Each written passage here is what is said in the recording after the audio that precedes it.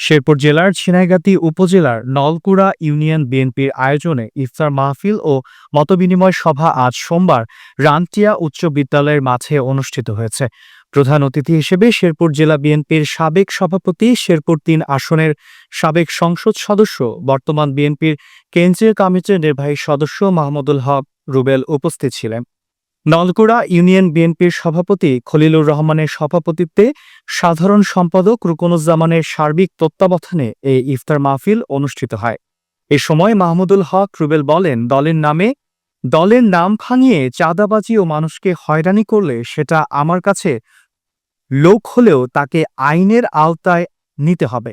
তিনি আরো বলেন, ৫ আগস্টের পর স্বৈরাচারী শেখ হাসিনার যে পতন আল্লাহর কৃপায় হয়েছে তা আমাদের ভাগ্যের ব্যাপার।